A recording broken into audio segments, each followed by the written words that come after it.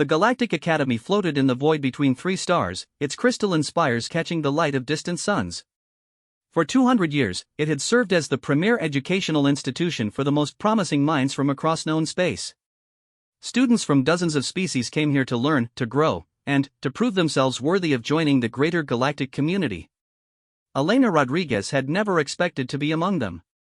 She walked through the corridors with careful steps, her human boots making soft sounds against the bioluminescent floor panels that responded to pressure with gentle waves of blue light.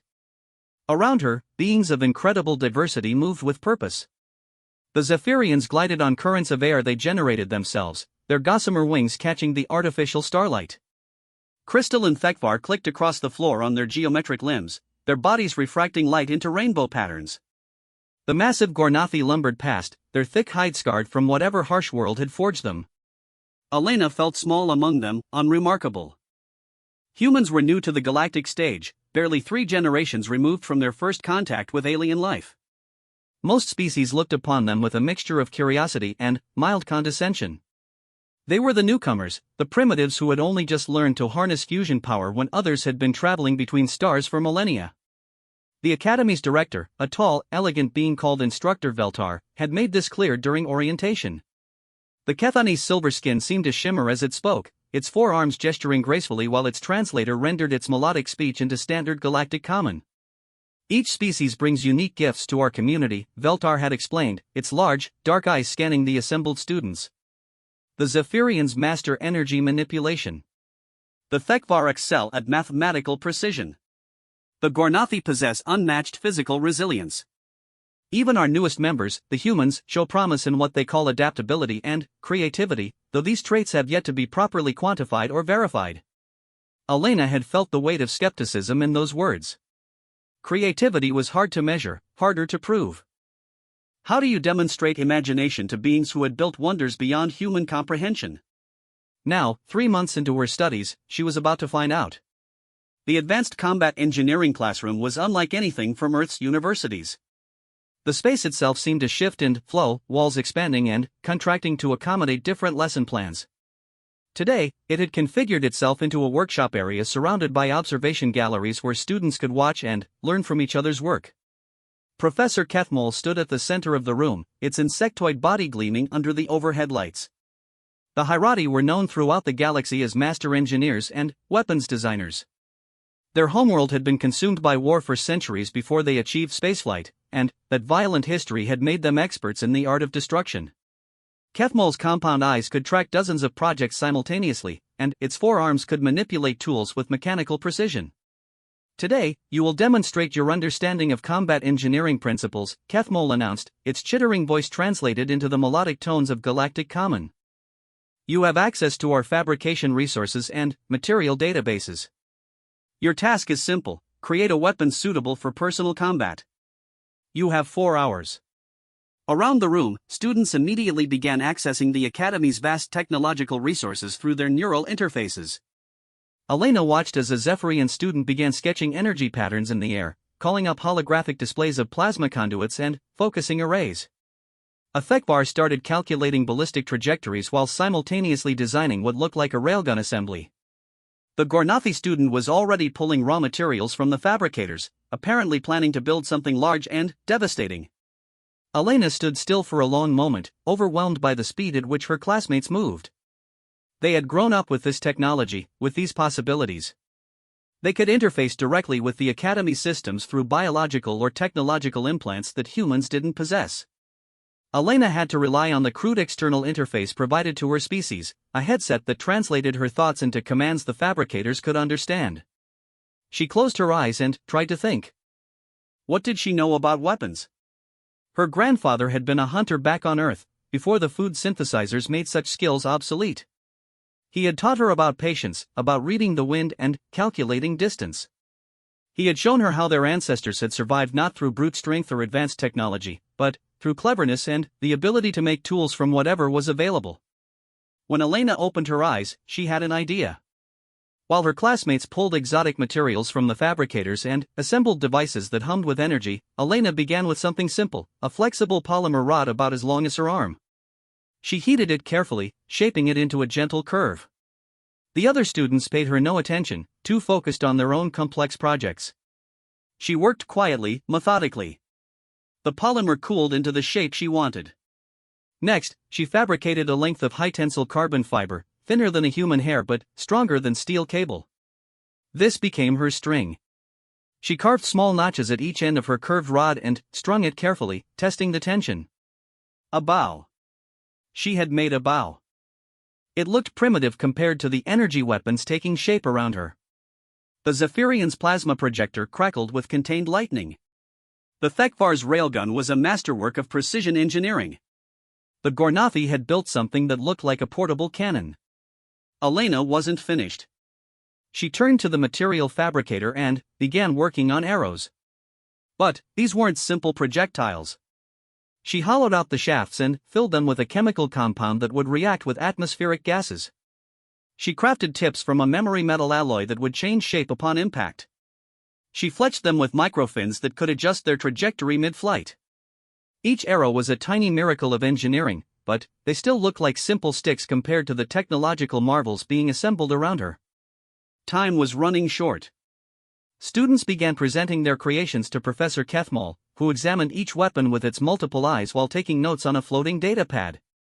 The professor's evaluation drone, a sleek device about the size of a football, hovered nearby to record the demonstrations. The Zephyrian went first, firing bursts of contained plasma across the room. The energy bolts struck target dummies with devastating effect, leaving smoking craters in the reinforced materials. Professor Kethmol's mandibles clicked in approval. The Thekvar's railgun fired projectiles at hypersonic speeds, punching clean through multiple layers of armor plating. The mathematical precision was flawless, every shot hitting exactly where the crystalline being intended. The Gornathi's weapon was simply brutal, launching explosive charges that detonated with enough force to shake the room's stabilized floor. Then, it was Elena's turn. She stepped forward with her bow, acutely aware of how primitive it looked in this room of technological wonders. The other students watched with barely concealed amusement. Even Professor Kethmol seemed puzzled, its head tilting as it studied her creation. "Interesting choice," the professor said, though Elena caught the note of condescension in the translation. "Please demonstrate your weapon's capabilities." Elena knocked an arrow and drew the string back to her cheek, feeling the familiar tension her grandfather had taught her to love. The target dummy stood 50 meters away, positioned next to Professor Kethmol's evaluation drone. She breathed slowly, calculating wind resistance and gravitational pull. The Academy's environmental systems created subtle air currents that most species couldn't even feel, but Elena's grandfather had taught her to read them in the movement of dust motes and the flutter of fabric. She released. The arrow flew straight and true, but instead of hitting the target dummy, it curved slightly in mid-flight. The microfins adjusted its trajectory, and the arrow struck Professor Kethmol's evaluation drone with a soft thunk. The room fell silent. The drone, worth more than most planets' annual budgets, began to smoke. The arrow's tip had changed shape upon impact, its memory metal design allowing it to slip between armor plates that would have deflected energy weapons or ballistic projectiles. The chemical payload Elena had hidden in the shaft began to react with the drone's internal atmosphere, creating a cascade failure in its systems. Professor Kethmol's compound eyes fixed on Elena with what she hoped was interest rather than anger. The evaluation drone sparked once more and, then, went dark, dropping toward the floor before emergency gravitic fields caught it. "You were instructed to target the dummy," Professor Kethmol said slowly. Elena lowered her bow, her heart racing. "You said to create a weapon suitable for personal combat, Professor. In combat, you don't always get to choose your targets. Sometimes the most dangerous enemy is the one gathering intelligence." The Hirati professor was silent for a long moment, its mandibles clicking softly as it processed this response. Around the room, Elena's classmates watched with expressions ranging from shock to admiration. Finally, Professor Kethmol spoke.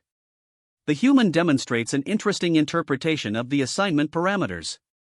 Its voice carried a note that Elena couldn't quite identify through the translator.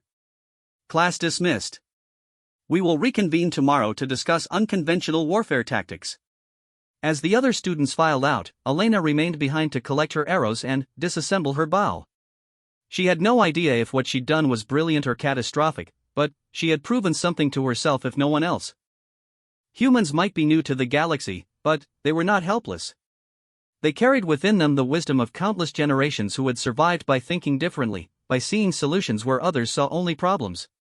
Elena Rodriguez had just reminded the galaxy that sometimes the oldest weapons were the most dangerous, especially when wielded by minds trained to think outside the constraints of convention. The bow went back into the fabricator's recycling system, but the memory of its perfect shot would remain with everyone who witnessed it. Tomorrow would bring new challenges, new opportunities to prove that humanity's greatest weapon wasn't technology at all. It was the refusal to accept that any problem was unsolvable. Elena's dormitory room was smaller than most storage closets back on Earth, but it contained wonders that would have seemed magical to her ancestors.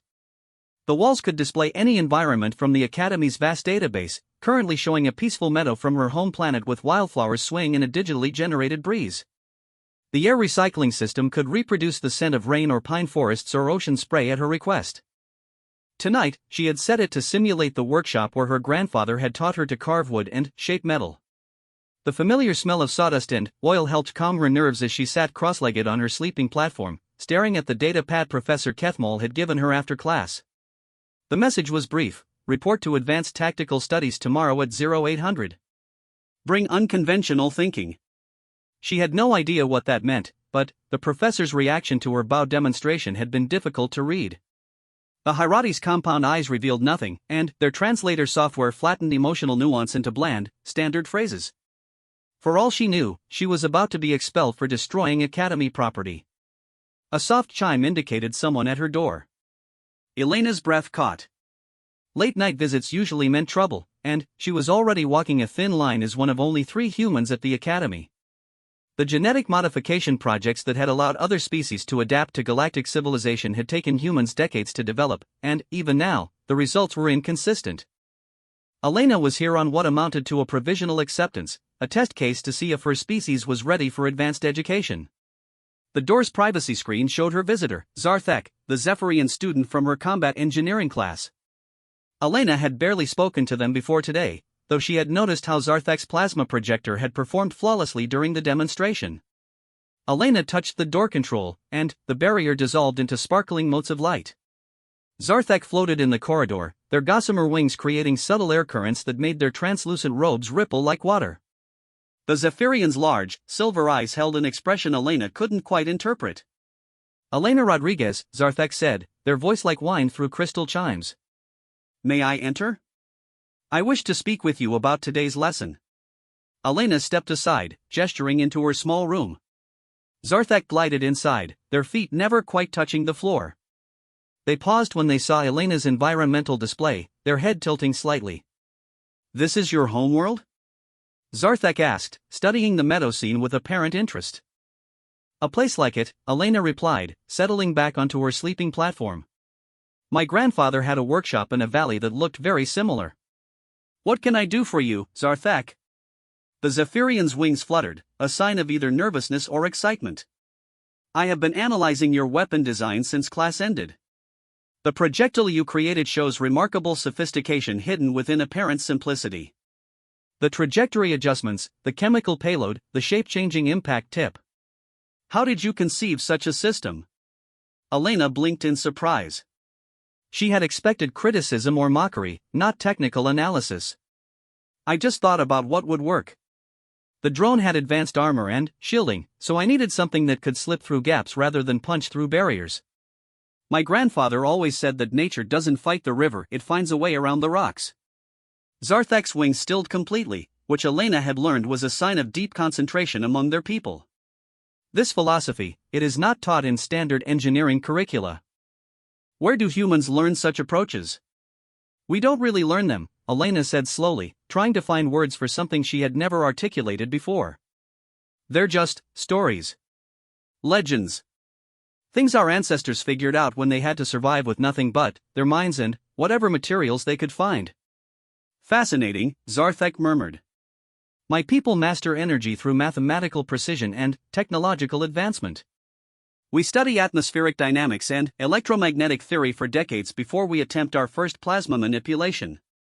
Yet your approach achieved comparable results through. They paused, seeming to search for words. Intuition? Elena laughed, though not mockingly. Intuition backed by a lot of practice. My grandfather didn't just tell me stories, he made me live them. I spent summers learning to track animals, to read weather patterns, to make tools from whatever was available. He said that survival wasn't about having the best equipment, it was about understanding how to use whatever you could find. Zarthek's eyes brightened. Literally, Elena noticed that Zephyrian's eyes glowed slightly when they were excited. This is why I came to speak with you. Tomorrow's Advanced Tactical Studies class will present challenges that our standard training has not prepared us for. Professor Kethmole has requested that students form study groups to share different perspectives.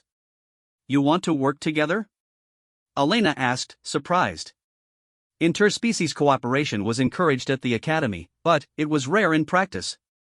Most students found it easier to work with their own kind, beings who shared similar thought patterns and communication styles. I believe our approaches could be complementary, Zarthek said. Your unconventional thinking combined with my energy manipulation abilities might prove interesting. Elena considered this.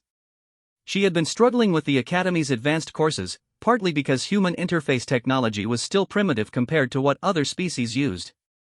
Working with someone who could handle the technical aspects while she focused on creative solutions might actually work. What did you have in mind? She asked.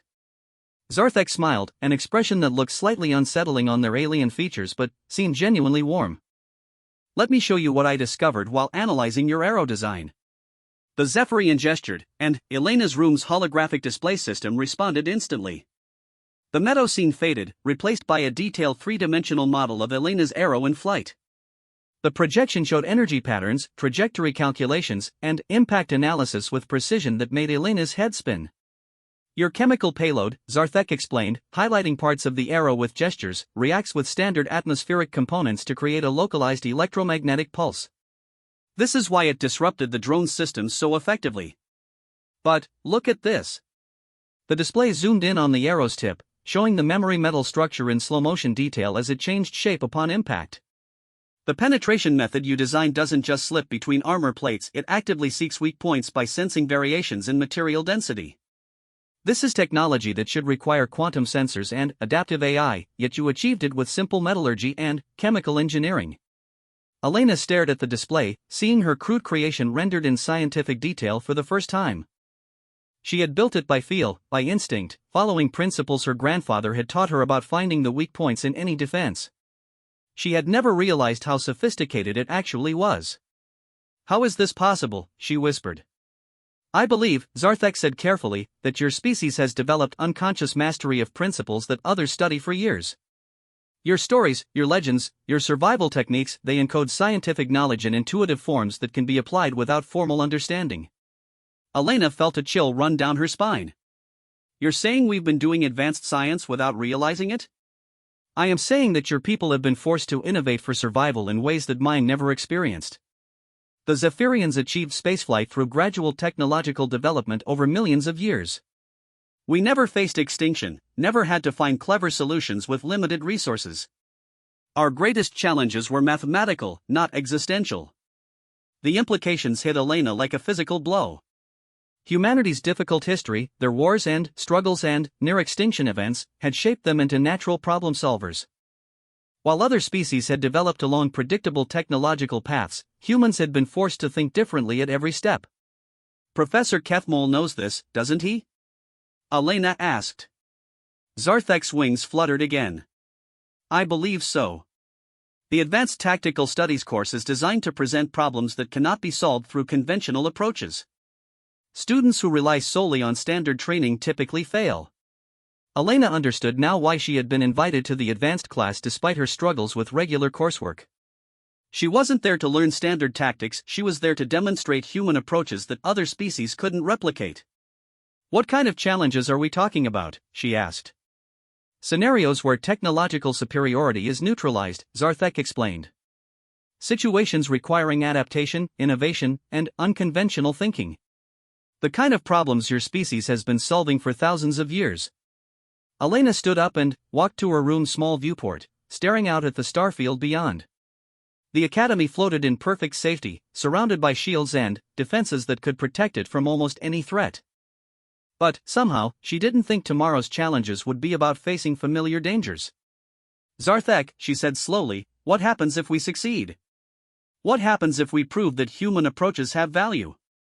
The Zephyrian joined her at the viewport, their reflection ghostly in the transparent aluminum. Then, your species takes its place as equals in the galactic community. But, Elena, what happens if we fail? Elena thought about her grandfather, about all the humans who had fought and died to reach this point, about the weight of representing her entire species to beings who could destroy Earth with a thought. Then, we prove them right about us being primitives, she said quietly. And, humanity remains on the margins forever. They stood in silence for a long moment, watching distant stars while slowly past the viewport. Tomorrow would bring challenges neither of them could fully imagine, but Elena felt something she hadn't experienced since arriving at the academy. Hope. For the first time, she understood that being human might not be a disadvantage after all. It might be exactly what the galaxy needed, even if they didn't realize it yet. The bow had been just the beginning. The Advanced Tactical Studies classroom had transformed itself into something Elena had never seen before. Instead of the familiar workshop or lecture hall configurations, the space now resembled a war room from some ancient military complex. Holographic displays covered every surface, showing star charts, fleet movements, and tactical scenarios that shifted and evolved in real time. Professor Kethmol stood at the center of it all like a conductor directing a symphony of information. The Hirati's compound eyes tracked dozens of data streams simultaneously while its four arms manipulated control interfaces with mechanical precision. Around the room, students from various species took their positions at individual workstations, their faces reflecting mixtures of excitement and apprehension. Elena arrived with Zarthek, their unlikely partnership drawing curious glances from other students. The massive Gornathi warrior Thekvar had paired with a crystalline Thekvar mathematician, while several Zephyrian energy specialists worked together in a cluster that seemed to generate its own small weather system. "Welcome to Advanced Tactical Studies," Professor Kethmol announced, its chittering voice cutting through the ambient hum of the room's systems. "Today you will face the kind of challenge that has shaped galactic history for the past 1,000 years, asymmetric warfare."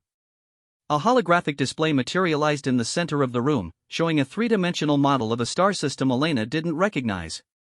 Two gas giants orbited a yellow star, surrounded by a debris field that glittered with the remains of what had once been a thriving civilization. "This is the Kethera system," Professor Kethmol continued. 500 years ago, it was the heart of a peaceful trading empire. The Ketherans were masters of defensive technology, their worlds protected by energy shields that could repel any direct assault. Their fleets were among the most advanced in the galaxy. The display zoomed in on one of the gas giants, revealing the shattered remains of what had once been massive space stations and orbital habitats. They were conquered in less than 3 days by an enemy that possessed no advanced weapons, no superior technology, and no numerical advantage. Elena felt Zarthek's wing flutter beside her, a sign of the Zephyrians' growing interest. Around the room, other students leaned forward in their seats, absorbed by the historical mystery Professor Kethmol was presenting. "Your assignment," the professor announced, "is to determine how this was accomplished. You have access to all historical records, tactical databases, and analytical tools. Work in your teams to reconstruct the enemy's strategy." Elena's workstation came alive as she accessed the Academy's historical archives. The data was overwhelming: thousands of reports, sensor logs, communication intercepts, and survivor testimonies from the brief war that had ended the Ketheran civilization. Beside her, Zarthek began pulling up energy signature analyses and shield frequency modulations with practiced efficiency. "The conventional analysis is clear," Zarthek said after several minutes of data review. "The Ketherans had overwhelming technological superiority. Their shields could absorb the energy output of entire star systems. Their weapons could crack planets.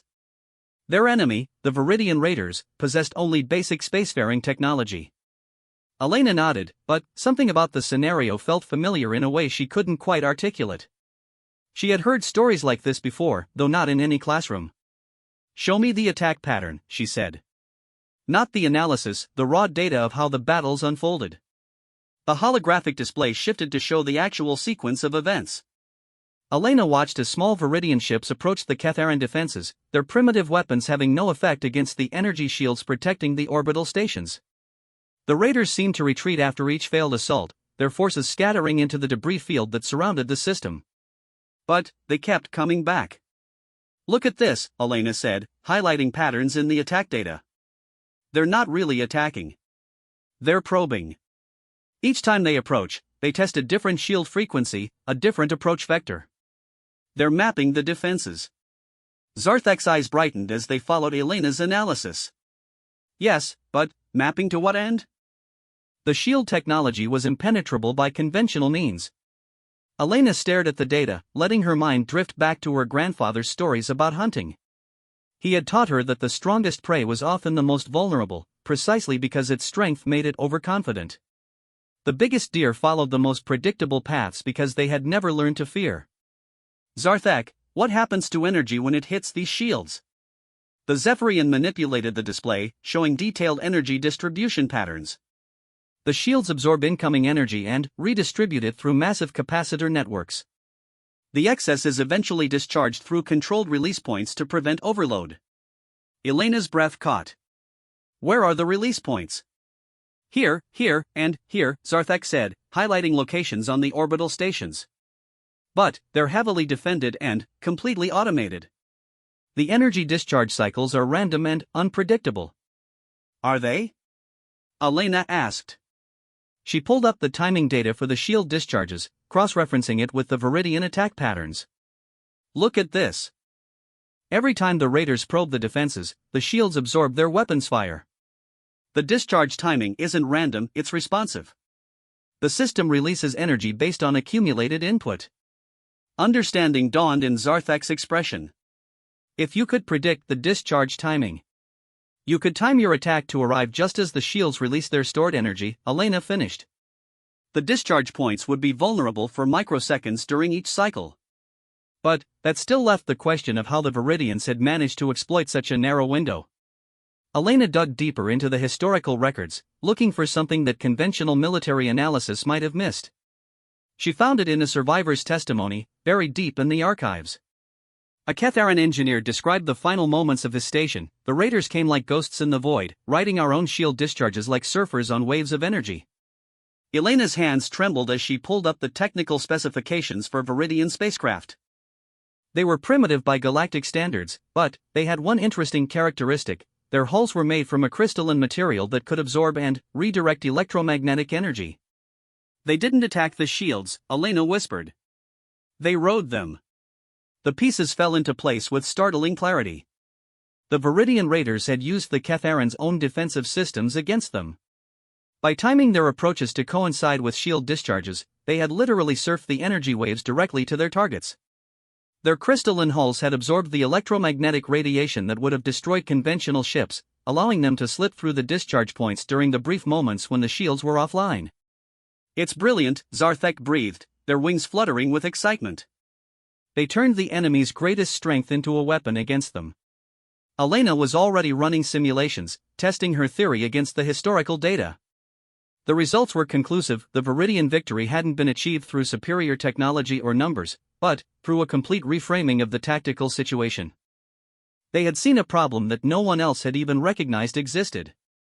Around the room, other teams were still struggling with conventional analyses, trying to find technological explanations for an inexplicable defeat. Elena realized that they were looking at the problem the same way the Ketharans had, through the lens of their own technological assumptions. Professor Kethmole approached their workstation, its compound eyes studying their findings with what Elena hoped was approval. Interesting analysis, the professor said. Please present your conclusions to the class. Elena stood on shaking legs, acutely aware that every eye in the room was fixed on her. She had spent months feeling like an outsider among these brilliant alien minds, but, for the first time, she felt like she might have something valuable to contribute. The Viridian raiders won because they refused to fight the war their enemies expected, she began. The Ketharans built their defenses around the assumption that any attack would come from outside their shields. They never considered that an enemy might use the shields themselves as a delivery system. She activated the holographic display, showing the energy patterns she and Zarthek had discovered. The raiders mapped the discharge cycles not to avoid them, but to time their approach to coincide with them. Their ships were designed to absorb electromagnetic energy, allowing them to ride the shield discharges directly to their targets. The room was completely silent. Elena could see the other students processing this information, their faces reflecting various degrees of surprise and understanding. This is impossible, declared Vorthek, the Gornathi student whose massive frame dominated his workstation. No ship could survive direct exposure to discharge energies of that magnitude. Not with conventional design principles, Elena agreed. But the Viridians weren't using conventional design principles. They were thinking like. She paused, searching for the right words, like humans. Professor Kethmole's mandibles clicked softly. Explain. Elena took a deep breath. They were thinking like a species that had to innovate to survive. The Viridians faced an impossible situation, an enemy with vastly superior technology and resources. Conventional tactics would have failed, so they abandoned conventional thinking entirely. They looked at the Ketharan shields not as obstacles to overcome, but as tools to exploit. She met Professor Kethmole's complex gaze directly. My grandfather used to say that the river doesn't fight the mountain, it finds a way around it. Sometimes the enemy's strength is also their weakness, if you're creative enough to see it. The professor was quiet for a long moment, its forearms moving across control surfaces as it reviewed Elena's analysis. Finally, it spoke. Correct, Professor Kethmole announced. The Viridian strategy was indeed based on exploiting the Ketharan shield discharge cycles. This historical scenario has been presented to advanced tactical studies classes for 30 years. No previous team has ever identified the correct solution. Elena felt her knees go weak with relief and surprise. Around the room, her classmates stared at her with new respect. Even Vorthak's massive features showed grudging admiration. The lesson, Professor Kethmole continued, is that technological superiority means nothing if your enemy refuses to play by the rules you expect. The galaxy has forgotten this truth in our long peace, but history teaches us that survival often depends on the ability to think beyond conventional parameters. The professor's compound eyes fixed on Elena once more. Miss Rodriguez, you and Zarthek will present your analysis to the senior faculty tomorrow. It appears that humanity's approach to problem solving may have applications beyond historical curiosity. As the class ended and students began filing out, Elena remained at her workstation, still processing what had just happened. She had not only solved an ancient military puzzle, but had apparently impressed beings whose civilizations had been traveling between stars when humans were still discovering fire. Zarthek glided up beside her, their silver eyes bright with excitement. Elena, do you realize what this means? Elena looked around the room, seeing the tactical displays and holographic star charts with new understanding. This wasn't just about passing a class or proving human worth. The galaxy was facing new challenges, new threats that conventional thinking couldn't address. It means, Elena said slowly, that maybe the universe needs humans after all. The bow had been the beginning. This was something much larger. The senior faculty council chamber was a study in controlled grandeur. Representatives from a dozen species sat around a crystalline table that seemed to float in the void, its surface reflecting the light of distant stars visible through the chamber's transparent walls. Elena had never been in a room with so much collective intelligence and experience, and the weight of their attention made her acutely aware of her humanity. Headmaster Vexnari presided over the gathering, her Kethani features serene and unreadable. The silver-skinned being had led the academy for over 2 centuries, guiding countless students from primitive worlds toward galactic citizenship. Around the table sat professors and administrators whose names were spoken with reverence across the galaxy, beings who had shaped interstellar policy, designed the technologies that held civilization together, and made discoveries that had expanded the boundaries of knowledge itself. Elena sat between Professor Kethmole and Zarthek, feeling like a child who had accidentally wandered into a gathering of gods. The Viridian analysis that had impressed her classmates seemed suddenly insignificant in this company. What could she possibly offer to beings whose collective experience spanned millions of years? Miss Rodriguez, Headmaster Vexnari began, her melodic voice filling the chamber with harmonic overtones. Professor Kethmole has shared your analysis of the Ketharan defeat. Your solution demonstrates remarkable insight for someone so new to galactic history. Elena forced herself to respond despite the butterflies in her stomach. Thank you, Headmaster. Though I should note that Zarthek's energy analysis was crucial to understanding the technical aspects. The Zephyrian beside her radiated warmth at the acknowledgement, but several faculty members exchanged glances that Elena couldn't interpret. She had the distinct impression that there was more to this meeting than academic appreciation for a clever historical analysis. Professor Valfanis, an ancient Thekvar whose crystalline body refracted light into constantly shifting rainbow patterns, spoke next. The interesting aspect of your solution, young human, is not its correctness, but its methodology. You approached the problem from a perspective that none of us considered. Indeed, added Administrator Gorthek, whose massive Gornathi frame made his voice rumble like distant thunder. Our previous analyses focused on technological explanations, superior weapons, advanced tactics, intelligence failures. You alone considered the possibility that the solution lay in redefining the problem itself. Headmaster Vexnari gestured, and the chamber's central display activated, showing a three-dimensional map of the galaxy that pulsed with soft light. Elena recognized it as a strategic overview, with trade routes, defensive positions, and political boundaries marked in different colors. The reason for this meeting extends beyond academic curiosity, the headmaster explained. For the past year, we have been receiving disturbing reports from the Outer Rim territories. Ships disappearing, colonies going silent, entire systems losing contact with the galactic community. Elena felt a chill run down her spine. The peaceful galaxy she had imagined was apparently not as stable as it appeared. What's causing the disappearances? Professor Nethera, whose insectoid Svith features seemed to shimmer in the starlight, activated a series of data displays. That is precisely the problem. Our best analysis teams have found no pattern, no technological signature, no evidence of conventional warfare or natural disasters. The affected systems simply cease communicating. Investigation fleets sent to these regions report finding empty space where thriving colonies once existed, added Professor Velthanes. No debris fields, no signs of struggle, no indication of where entire populations might have gone. Elena studied the star chart, noting the locations of the disappeared systems. They were scattered across the rim, seemingly random, with no obvious connection between them. But something about the pattern nagged at her, reminding her of hunting stories her grandfather had told about prey animals that vanished without a trace. How long between initial contact loss and investigation, she asked. The question seemed to surprise the assembled faculty. Professor Kethmol consulted its datapad before responding.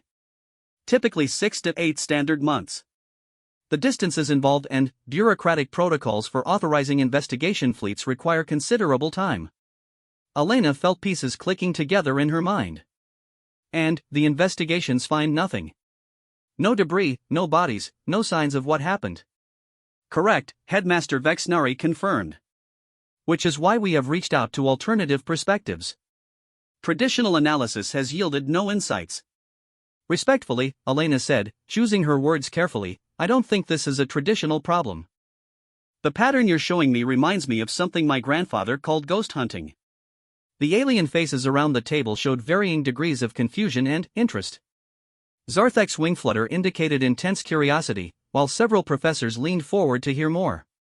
Explain, Headmaster Vexnari commanded gently. Elena stood and approached the galactic display, her hands automatically moving to illustrate her thoughts. On Earth, there were predators that specialized in hunting prey much larger and stronger than themselves. They succeeded not through direct confrontation, but through patience and misdirection. She highlighted several of the disappeared systems on the map. Look at the timing. 8 months between disappearance and investigation, every time. That's not bureaucratic delay, that's deliberation. Someone or something is ensuring that when you finally arrive, all evidence of their presence has been removed. But entire populations. Professor Velthanes began. Don't necessarily have to be destroyed, Elena interrupted, her grandfather's stories about tracking becoming tactical analysis. They could be relocated, enslaved, absorbed into whatever force is doing this. If you remove all traces of your activities and maintain strict operational security, the galaxy sees random disappearances instead of coordinated conquest.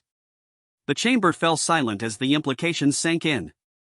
Elena continued her analysis, pointing to patterns she was beginning to see in the scattered star systems. These aren't random targets. Look, this system was a mining colony, this one specialized in agricultural exports, this one was a research station studying exotic materials. Whoever is doing this is systematically harvesting resources and knowledge while making it appear like isolated incidents. Administrator Gorthek's massive frame shifted with what Elena had learned to recognize as Gornathi agitation. You're suggesting a coordinated campaign of conquest disguised as unexplained disappearances. More than that, Elena said, her confidence growing as the pattern became clearer. I'm suggesting that this enemy has studied galactic response protocols and designed their strategy specifically to exploit our assumptions. They know how long it takes to authorize investigations. They know that missing colonies will be assumed lost to natural disasters or equipment failures. They're counting on the galaxy's civilized approach to problem solving. Headmaster Vexnari's expression had shifted from polite interest to intense focus. Continue your analysis, Miss Rodriguez. Elena took a deep breath, knowing that what she was about to suggest would sound insane to beings who had known only peace for generations. I think we're facing an enemy that's been watching us for a very long time. They've studied our technologies, our tactics, our response patterns. And they've designed a strategy that neutralizes all of our advantages by making us fight a war we don't even realize is happening. Like the Viridian Raiders, Zarthek said suddenly, understanding dawning in their silver eyes. Exactly like the Viridian Raiders, Elena confirmed. The Ketharans never saw the real attack because they were looking for the wrong kind of enemy. We're doing the same thing. We're so focused on technological solutions that we're missing the strategic picture. Professor Nethera's compound eyes fixed on Elena with laser intensity. What do you recommend? Elena felt the weight of the moment settling on her shoulders. Everything she was about to suggest would go against established galactic protocols, against centuries of civilized approach to conflict resolution. But, her grandfather's voice echoed in her mind, sometimes survival required abandoning the rules that worked in peacetime. Stop following your own protocols, she said. Send investigation fleets immediately when a colony goes silent. Deploy them covertly, without standard communication procedures. Don't let the enemy know they're being investigated. And, more importantly, she continued, her voice gaining strength, start thinking like predators instead of prey. This enemy has been hunting us by exploiting our civilized assumptions. It's time to turn that around. Headmaster Vexnari stood slowly, her forearms moving in complex patterns as she considered Elena's words. You're suggesting that we abandon diplomatic protocols and investigate these disappearances as acts of war. I'm suggesting that we survive, Elena replied.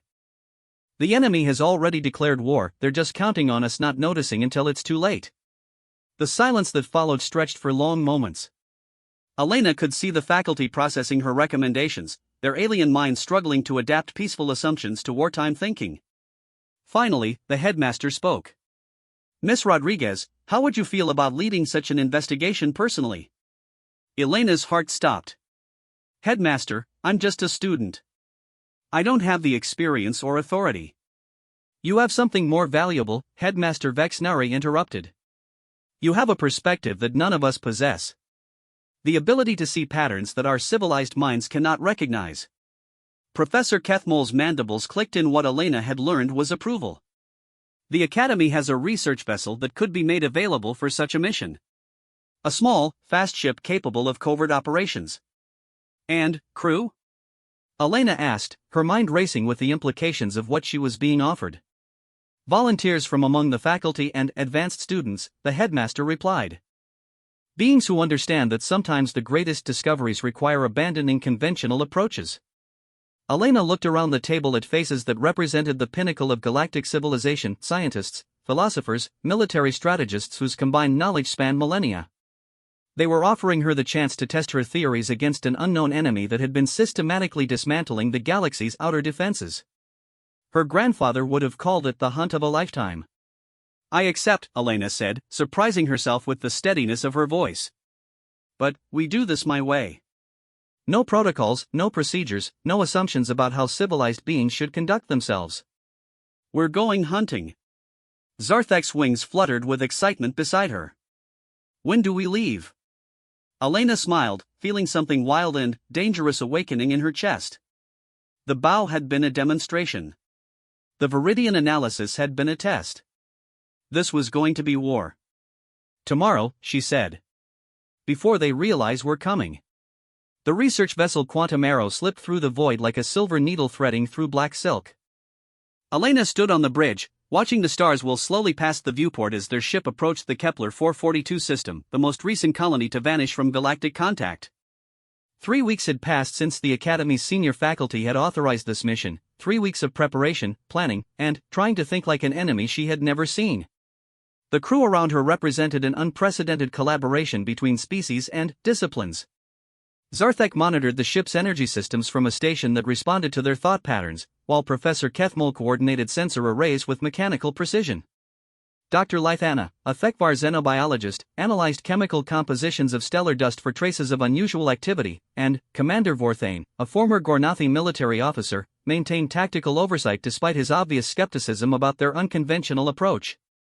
Approaching the system's edge, announced Captain Sikathari, the Hirati pilot whose compound eyes could track multiple navigation streams simultaneously. Initial sensor sweeps are unusual. Elena moved to the central display, where a three-dimensional map of the Kepler 442 system materialized in glowing detail. What she saw made her stomach clench with a mixture of vindication and dread. The system was too clean. There should be shipping debris, she said, pointing to the major orbital paths around the system's star. Commercial vessels leave traces, exhaust particles, electromagnetic signatures, communication relay boosters. Every inhabited system accumulates the technological background radiation of civilization.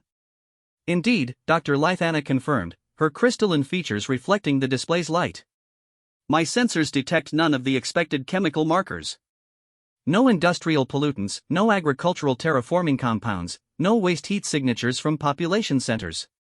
Commander Vorthane's massive frame shifted with agitation.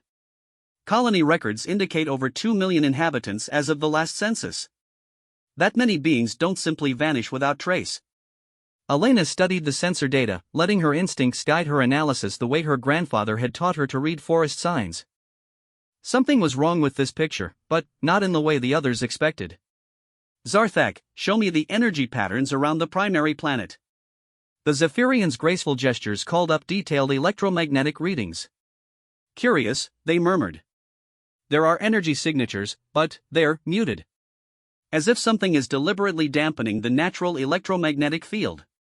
That's not possible with known technology, Professor Kethmol stated, its mandibles clicking with certainty.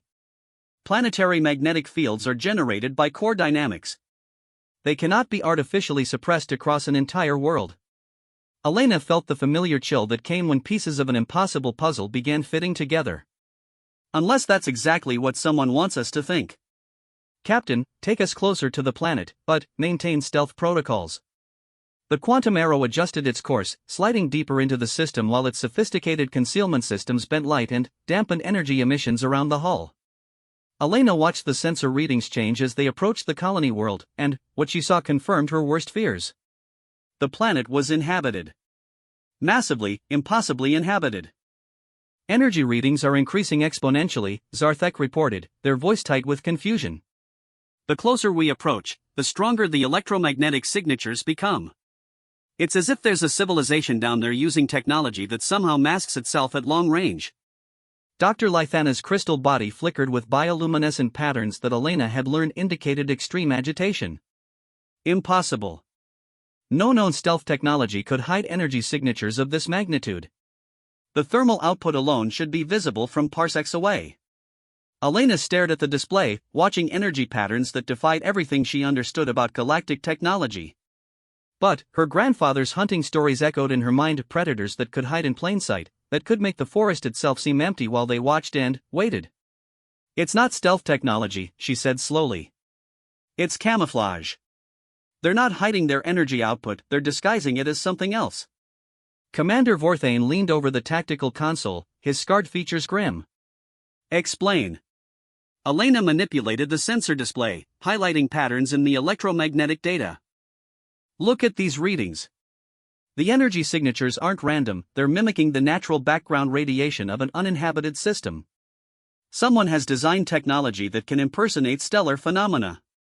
The implications hit the crew like a physical blow. Professor Kethmol's compound eyes widened as understanding dawned. If they can disguise massive industrial activity as natural stellar radiation, then every disappeared colony could actually still be there, Elena finished. Hidden in plain sight, their populations enslaved or absorbed, their resources harvested while the galaxy thinks they've simply vanished. Captain Sikathari's flight membranes fluttered nervously. How is this possible? Such technology would require understanding of fundamental forces that we've barely begun to comprehend. Elena thought about the bow she had crafted weeks ago, about ancient human wisdom encoded in simple stories, about the difference between technological advancement and survival innovation. Maybe they're not more advanced than us. Maybe they're just thinking differently. She moved to the ship's main console, calling up everything they knew about the disappeared colonies. Every vanished system was on the galactic rim, relatively isolated, with small populations and limited defensive capabilities. Perfect targets for someone who wanted to test new techniques. Test techniques for what? Zarthek asked, though their tone suggested they already suspected the answer. For invasion, Elena said grimly. Think about it. If you could make entire star systems invisible to galactic sensors, you could move massive fleets without detection. You could build weapons and ships using the resources of enslaved worlds while the galaxy remained completely unaware of the threat. The bridge fell silent except for the soft hum of the ship's systems. Elena could see her crewmates processing the strategic implications of what she was suggesting. The galaxy's peaceful isolation had made them blind to the possibility of systematic deception on this scale. Commander Vorthane was the first to speak. If your analysis is correct, we're looking at a threat that makes the Catharan Wars seem like minor border skirmishes. An enemy that could strike at the heart of galactic civilization without warning. Which is why we need to get word back to the Academy, Dr. Lythana said, her bioluminescent patterns shifting to urgent blues and purples. The Galactic Council must be warned. Elena shook her head. Warning them won't be enough. They'll demand proof, evidence, detailed analysis. By the time we convince them to take action, this enemy could have absorbed dozens more systems. What are you suggesting? Professor Kethmole asked. Elena stared at the planet below, knowing that somewhere on its surface were the answers they needed, and probably the enslaved population of an entire colony. Her grandfather had always said that sometimes you had to go into the predator's den to understand how it hunted.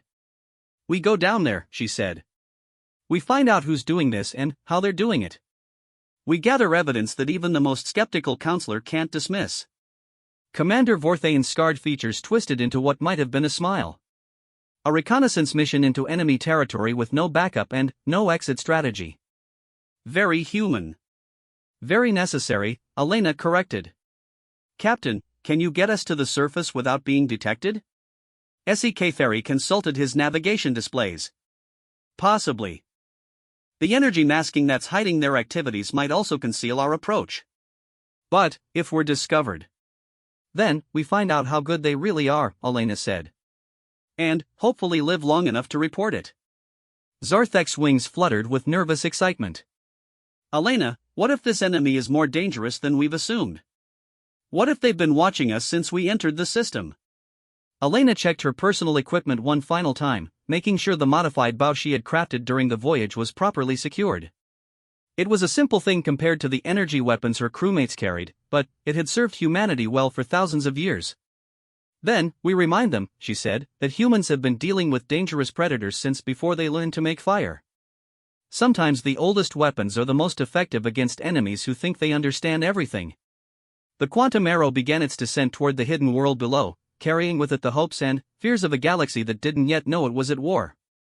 Elena watched the surface grow larger in the viewport, knowing that everything would change in the next few hours. The bow had been a demonstration. The Viridian analysis had been a test. The faculty meeting had been preparation. This was the moment when humanity would prove its worth to the galaxy, or die trying. Either way, Elena thought as she checked her equipment one last time, her grandfather would have been proud. She was going hunting for the most dangerous prey in the galaxy, armed with nothing but human ingenuity and the refusal to accept that any problem was unsolvable. The ship touched down on alien soil, and Elena Rodriguez stepped out to face an enemy that had remained hidden from galactic civilization for generations. It was time to even the odds.